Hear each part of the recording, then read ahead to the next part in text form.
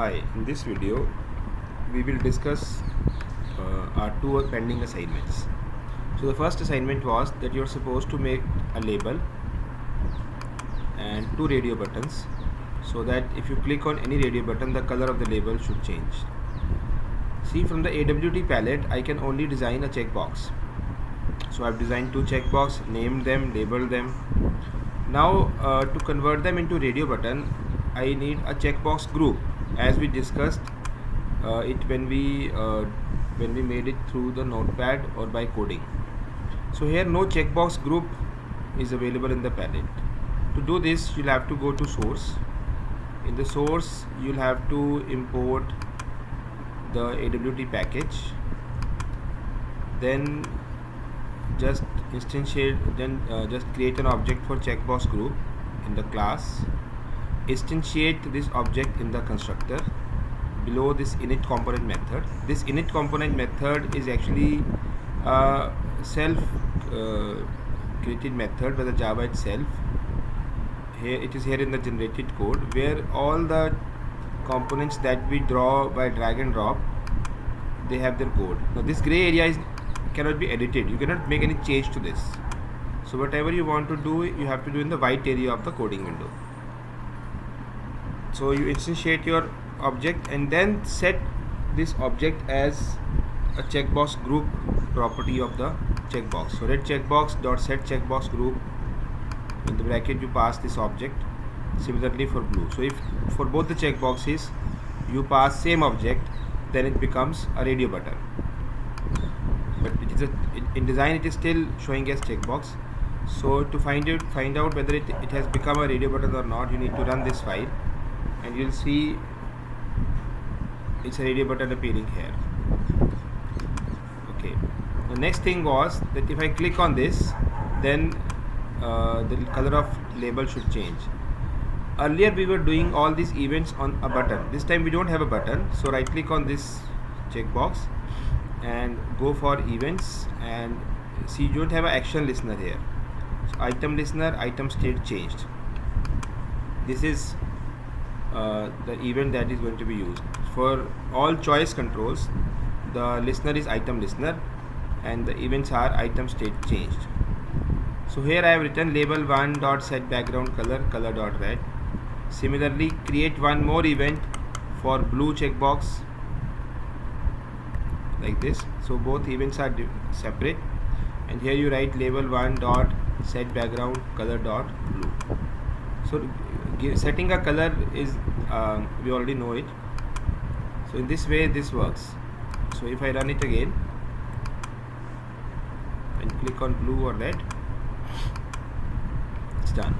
So in this example we have seen that we can mix things. We can design using drag and drop, and if we don't find things here according to our requirement, we can always go to source and write the code ourselves.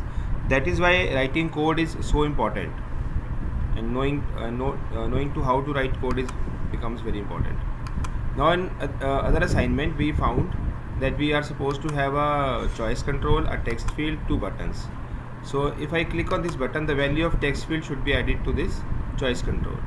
Now this is a button, so for this you need to go to action and use action performed, and here you are supposed to write my choice. This is name of my choice control, my choice dot add. So if you remember when we were making it in the notepad, we use this add control to add items to the choice control. So here we are supposed to add value of text field, value text field dot get text. This is how you get the value of a text field, and after that the value text field should get empty, so set text empty. Now this similarly when we want to remove this, we are supposed to go to action performed again.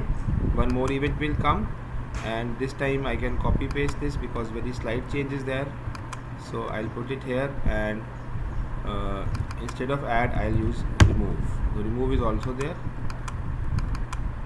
and then it's empty. Now if you run this, the work is done. Okay, see, by default this choice is empty. So if I write India,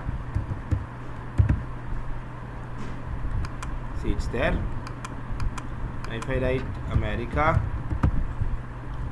it's there. So you can add add items dynamically to this, and if you want to remove this, you can write say America and remove. Now see, America is not anymore there. So you can also add small checks over here, that if text field is empty, then it should not do the add or remove thing. So you can add some validations over here. That I leave to you, because I have already told you how to make conditions. So add some validations here, that if the text box is empty, then this thing should not be done. Okay, now I've shared this Excel file with you. Now see, now things must be more clear here. This is class name, these are the various constructors available, methods available, these are the listeners. So for button it was action listener, and the method was action performed. For checkbox it is item listener, and the method is item state change. To know the state of checkbox, we used get state. We can also go for set state. To change the text of checkbox, we can go for set label, get label. So you need to go through these methods carefully to understand what methods will be used where. Now doing in NetBeans is much easier, because when you press dot, all these methods appear there. You just need to find it out and pass the proper arguments. I have also passed a file listeners to you. Here I have classified things in different manner. I have told if it is action listener, then the class is action event. Event is action performed. It is for click event, and it can be used for button, text field, or menu item. Menu item we have not discussed so far. Similarly, item listener, the class interfaces item listener. Then item event is the class, item state change is the event that we use today, and it is for change of state. So when you select one item of two, change the selection, or from the choice list you change, you go to other item then. So here checkbox, radio, list, choice, all these controls comply to item listener. Similarly, mouse listener and mouse motion listener and key listener we have discussed, and we also have window listener. This we'll be discussing on later on.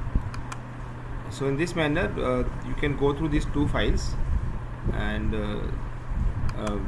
make your programming do better for event handling. That's it.